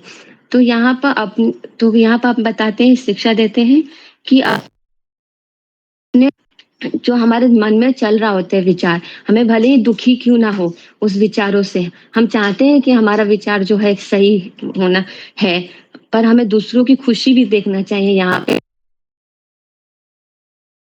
एक चीज से खुशी है, जैसे गुरु मेरे खुश है कि नहीं करने से ये चीज, तो हमें वो चीज नहीं करना चाहिए, भले ही क्यों वो चीज अच्छी क्यों ना लग रहे हो हमें। तो यहाँ पर मुझे ये शिक्षा मिली कि अपने गुरु की खुशी देखना चाहिए पहले, खुशी से पहले अपनी खुशी को नहीं देखना चाहिए वहां पे। तो यहाँ पर ये शिक्षा समझ आई। कुछ बोलने में गलती हो क्षमा करें। धन्यवाद। नेक्स्ट सतीश कुमार माथुर प्रभु। साहब की गुरु की आदर करना चाहिए, मतलब जो राम जी ने कहा है उसका पालन। ओके, तो मेरा अभी अगला सवाल है कि मान लो वो आज्ञा हमको, हमारी बुद्धि को पटती भी है, जज ने कहा, उनकी बुद्धि को लगा भी सही था ये, लेकिन क्या भरत महाराज को पालन करने में भी कठिनाई हो रही थी थोड़ी बहुत? तो क्या लगता है आपको कि अब वो कैसे हृदय पे पत्थर रखकर वो जा रहे थे वापस अयोध्या? क्या लगता है? ये भी प्रसंग थोड़ा सा सोचने जैसा है ना, कि आए थे, बहुत खुशी से आए थे वो, और उनको इतना कॉन्फिडेंस था कि लक्ष्मण की पत्नी भी कहते उर्मिला मैं भी साथ चलती हूँ, लेकिन भरत कहते हैं कि इसकी क्या आवश्यकता है, इसकी क्या आवश्यकता है, मैं 110% में लेके आऊंगा ही, राम जी को, क्योंकि राम को उल्लंघन नहीं करेंगे, मैं निस्वार्थ भाव से जा रहा हूँ। लेकिन यहाँ पर हम देखते हैं कि थोड़ा सा पगड़ा है वो उल्टा हो जाता है, क्योंकि प्रभु रामचंद्र जी ऐसा प्रस्ताव वहां पर कि अगर तुम मुझे अपना स्वामी स्वीकार करते हो तो मेरी इच्छा ये है कि वो करो। और उस समय हमारा जो मन है ये बहुत हिचकिचाता है कि मैं तो बेस्ट देना चाहता हूँ मेरे स्वामी को, लेकिन मेरे स्वामी की इच्छा है कि ये बेस्ट है। तो इस तरीके से वो उनके स्वामी के बेस्ट को पूर्ण करने के लिए फिर वो 14 साल, पता है ना कैसे रहता है भरत, अनइमेजिनेबल है, अनइमेजिनेबल है कैसे रहता है। हालांकि अगर अगर राम आ जाते थे अयोध्या तो क्या होता था? क्या भरत नंदीग्राम में जाते थे? भरत नंदीग्राम में नहीं जाता था, है ना। भरत तो राजसी वस्त्र परिधान कर आराम से रहते थे, है ना। पूरे अयोध्या में रौनक छा जाती थी उसी समय। इस प्रस्ताव से 14 साल आपको पता है कि कई बार ऐसा आता है ना, मैंने सवाल पूछा भी था एक बार, भरत की सेवा और लक्ष्मण की सेवा, दोनों में से कौन सी सेवा कौन सी सेवा को आप ज्यादा ग्रेड देंगे? बताइए, फिंगर को रेज कीजिए। ये सवाल मैंने कई बस पूछ देता हूं मैं, क्योंकि थोड़ा सा इसमें करेक्शन भी करेंगे हम, क्योंकि अभी हम भरत जी का इंसिडेंस का जी ओके मिनट। हरे कृष्णा गुरुजी, दंडवत प्रणाम। सभी भक्तों को दंडवत प्रणाम। गुरुजी, आपने ये बताया था कि इसमें लक्ष्मण जी की जो सेवा है वो ज्यादा कठिन है, क्योंकि गुरु के पास रह के सेवा करना ज्यादा कठिन, क्योंकि हमें डांट भी मिलती है साथ में अगर हम कुछ गलत करते हैं तो, और उनके हिसाब से हमें चलना पड़ता है, जो कि बहुत मुश्किल है। और लेकिन आपने कोई एग्जाम वो दिया था कि किसी एक तरीके से भावनात्मक तरीके से अगर देखें तो भरत जी का है, लेकिन वैसे अगर कंपैरिजन किया जाए तो लक्ष्मण जी की सेवा ज्यादा महत्व, क्योंकि उन्होंने राम जी के साथ में रहकर करी। और इसमें आपने एक चीज भी बताया था कि जो है कि अगर भगवान को हम भोग लगाते हैं और उसमें अगर नमक या चीनी ज्यादा या कम हो जाती है, तो अगर भगवान बोलने लगे तो शायद हम भोग भी नहीं लगाएंगे। तो इसी तरह से आपने बताया था गुरु जी। हरे कृष्ण जी ओके। इसके अलावा और किसी का उत्तर हो सकता है? फिंगर को रेज कीजिए। मीनाक्षी ने कहा जी। नीलम वर्मा। हरे कृष्णा गुरु जी, दंडवत प्रणाम। सभी प्रभु जी माता जी को दंडवत प्रणाम। गुरु जी, जैसे मीनाक्षी ने बताया वैसे वही मेरा उत्तर है कि जैसे लक्ष्मण जी का, क्योंकि आपने एक और उदाहरण दिया था कि जैसे शिला प्रभुपाद जी थे, उनके साथ भी जो उनके शिष्य थे, अगर कुछ गड़बड़ हो जाती तो शिला प्रभुपाद जी भी उनपे बहुत डांटते थे। वैसे जब सीता माता को रावण ले गया था, तो जब राम जी ने लक्ष्मण जी को बहुत डांटा, तो वो उस समय जा सकते थे अयोध्या, मतलब वहां से छोड़ के अयोध्या जा सकते, लेकिन वो गए नहीं। तो हमें इससे ये सीख मिलती है कि भगवान के साथ रह के सेवा करना ये बहुत मुश्किल है, कि उनके साथ ना रह के। वैसे भरत जी का भी भाव ठीक है, क्योंकि वो भावनात्मक रूप से इमोशनल थे। लक्ष्मण जी का केस थोड़ा अलग है, क्योंकि उनको साथ रहते उनकी सेवा करनी थी, तो इससे और मुश्किल हो सकती थी, और उनको तो डांट भी पड़ी, लेकिन उन्होंने कभी वो उसका ये नहीं करा, बुरा नहीं माना, और आगे चलते रहे। हरे कृष्ण। कोई शब्द तो बोलते नहीं। ओके जी। तो ओके, कितने लोगों को लगता है कि भरत की सेवा यहाँ पर मुझे बेस्ट लग रही है? फिंगर को रेज कीजिए। कि भरत के दिल पे जो गुजर रही थी, है ना, बेचारा अकेला, है ना। आपको पता है कि भरत की पत्नी आती है मांडवी, भरत जी के पास, कहती है कि अरे राम जी की सेवा के लिए सीता है वहां पर और आप अकेले रह रहे हो, क्या मैं आपकी पत्नी नहीं हूं? कौन कहते हैं ऐसे? मांडवी कहती है। मुझे क्यों नहीं साथ में रख रहे हो आप? तो भरत जी कहते हैं कि मैं इतना पापी हूं, है ना, पत्नी को कह रहे हैं कि सेवा मत करो, तुम जाओ और राजघराने में जाओ और कौशल्या की सेवा करो, क्योंकि मेरा मन है, उसके भी पति बाहर है, है ना। तो तुम और जो शत्रुघ्न की पत्नी है, शत्रुघ्न की पत्नी का नाम क्या होता है? श्रुतकीर्ति होता है ना, श्रुतकीर्ति। तो श्रुतकीर्ति और मांडवी ये दोनों रहते हैं। तो इस तरीके से भरत जी एक तरीके से वैराग्य दिखाते हैं, है ना। तो कितने लोगों को लगता है? 3 लोग हैं। भरत इमोशनली ऐसा लगता है ना कि मुझे लगता है कि भरत के ऊपर कुछ ज्यादा ही बीत रही है, अकेला है यहाँ पर। तो लेकिन एक चीज याद रखिए, अभी आप सब लोग हैं ना, दूर दूर है बहुत, है ना, सेवा कर रहे हैं या फिर क्लासेस सुन रहे हैं ना, घर बैठे आराम से। कोई आपको कोई आदेश वगैरह है कुछ नहीं, लॉगिन करना है, बैठना है। लेकिन कल जाके अगर आप यहाँ पर आ गए, मंदिर में आ गए, और आपको फिर टाइम टेबल दिया जाए, है ना, 8 से 9 ये, 9 से 10, 11 ये, 11 से 12 ये, 1 से आधा घंटा ये आपको लंच टाइम मिलेगा। 1:30 सेवा, 2 से 3 ये सेवा, 3 से 4 ये सेवा, 4 से 5 ये सेवा, 5 से 6 है ना। और अगर तो और 2 डांट मिलेगी, क्या होगा फिर बताइए? देंगे। बहुत कुछ होगा, है ना। आप बोलोगे बाप रे अल्लाह है प्रभु जी, हम चले जाते हैं, है ना, बैग पैक करके, है ना, आप लिंक भेजते रहे ना, हम जरूर आएंगे, है ना। भले आप 2 घंटा कीजिए, वो अच्छा परवड़ेगा हमें। लेकिन ये क्या भाई, है ना, 5 से 6 है ना, लगे रहो। समझ में आ रहा है आपको? ये दोनों सिचुएशन में क्या है, वही भरत लक्ष्मण का ही रोल है यहाँ पर भी। अभी आप भरत के जैसे हो। क्या लगा? भरत के जैसे हो कि भले आप तपस्या कर रहे होंगे, है ना, आपका घर को आप नंदीग्राम बना लीजिए, क्या लगता है? बराबर है। लेकिन अगर आपको सेवा में अपग्रेड करना है तो आपको कैसे बनना होगा? लक्ष्मण जी की तरह। क्या लगता है आपको? सही एग्जाम्पल है ये, है ना। हाँ, सतीश कुमार माथुर, क्या राय है आपकी, बताइए। मुझे तो प्रैक्टिकल एक्सपीरियंस है। जब मैं कभी अपने बॉस के साथ जाता था टूर पे, तो हमेशा डर लगा रहता था कि ये पूछ ले, कि ये पूछ ले, कैसे सेटिस्फाई करे। और जब इंडिपेंडेंटली जाता था तो बड़े खुशी से शांतिपूर्वक जाता था। मतलब जैसे लक्ष्मण जी साथ रहते थे, तो उनकी सेवा ज्यादा कठिनाई में थी और ज्यादा चुनौतीपूर्ण थी। कठिन सेवा है ना, किसके साथ रहकर कठोर, है ना।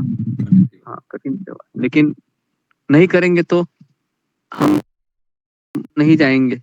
आपको तो आना ही पड़ेगा। दंडे, क्या लगता है, दंडे बिना, हम बिना दंडे सुधरेंगे क्या? बिना दंडे खाए हम सुधरेंगे? मुझे नहीं लगता है। दंडे तो खाने ही पड़ते हैं ना, बराबर। तो इसके लिए इसमें भी हमको तैयार होना चाहिए। लेकिन अभी आप भरत जी की तरह रहिए, लेकिन जब राम को 14 साल वनवास हो जाएगा ना, तो जी का रोल भी निभाइए। समझ में आ रहा है? राम को वनवास हो जाएगा तो लक्ष्मण जी बन जाइए। और आपको पता है ना कि जब रावण उठा के लेके जाता है तो सीता माता कैसी डांटती है, बाप रे बाप रे बाप। अगर मैं आपको प्रसंग सुनाऊंगा तो, है ना, पैर पैर के तली जमीन खिसक जाए, इतना वो डांटती है किसी आदमी को, वो खास करके जो अपनी पत्नी बीवी छोड़कर आया है ना, ऐसा व्यक्ति को वो सुनाती है। राम जी भी सुनाते हैं, बाप रे, खरी सब सुनाते हैं। 14 साल के बाद निकम्मा हो, कुछ काम का नहीं, ये है वो है, कुछ करता नहीं है ना। तो क्या हम रह पाएंगे ऐसे व्यक्ति के साथ? हम तो बोलेंगे कि नहीं भाई, बहुत हो गया अभी, है ना, ये माला आप ही ले लो, है ना, ये दीक्षा का नाम भी आप ही ले लो, है ना, और ये गले का हार भी आप पहनो, है ना, मैं जा रहा हूँ, है ना, मुझसे नहीं होगा अभी। तो ये सब चीजें हो सकती है। बहुत एग्जाम्पल है, अगर हम इसको लॉजिकल दिमाग से सोचे तो। ठीक है, तो यहाँ पर ओके, तो यहाँ पर हम ये राम और भरत का जो संवाद है मिलाप है, तो हम पूर्ण करते हैं। तो ये जो श्रृंखला हमने शुरू की थी, 4 से 5 प्रवचन हमने किए, तो इस होगी, है ना, 5 दिन की कंटिन्यू वाल्मीकि रामायण में से तो हमने पढ़े थे। तो ये सीरीज आपको अच्छी लगी होगी एक तरीके से, थोड़ा सा नरिशमेंट मिला होगा आपको रामायण में से।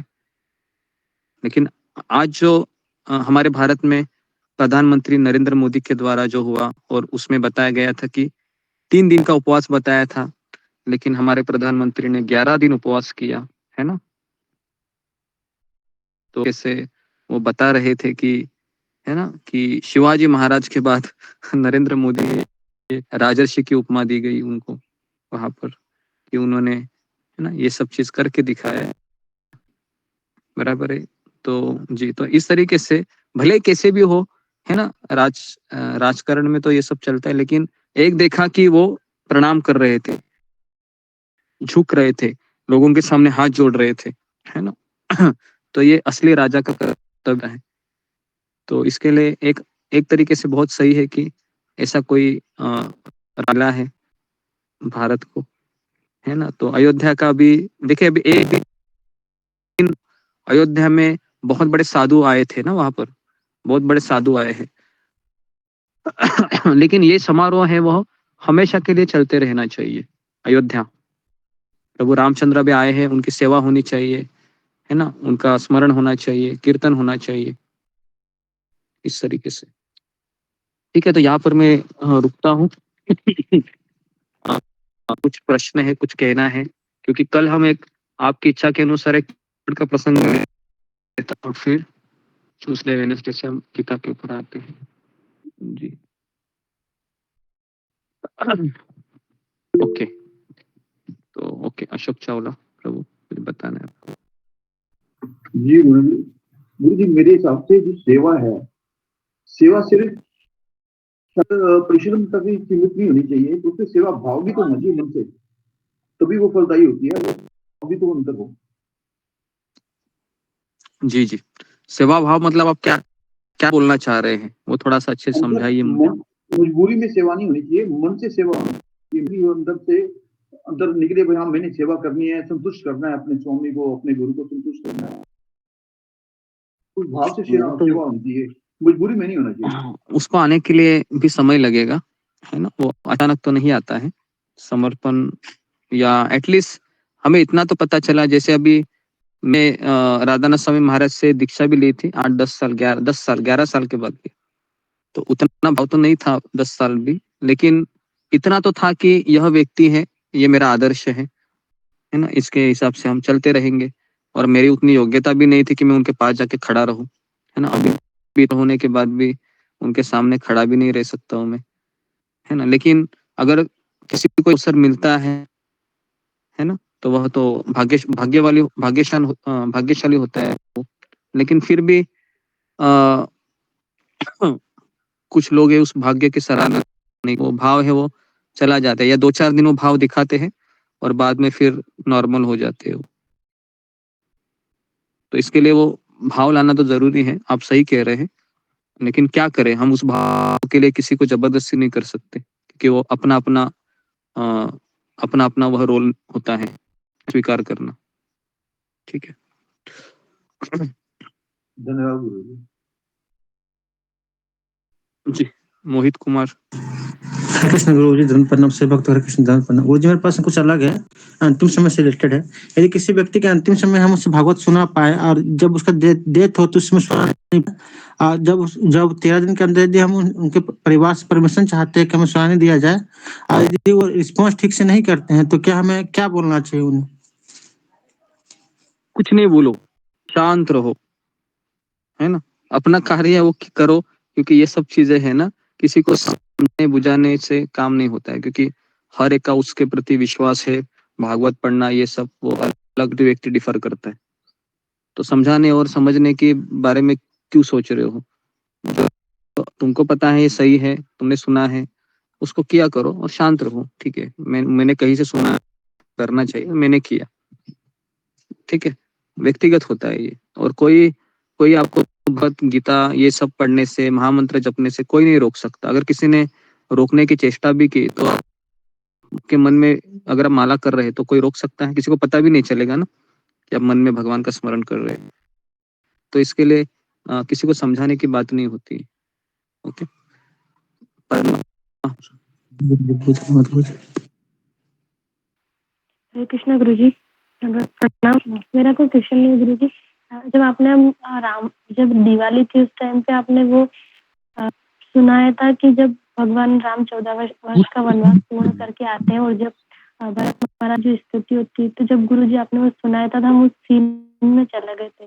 तो मेरी इच्छा है फिर से सुनने की, तो गुरु जी क्या आप वो सुनाएंगे हमको कल?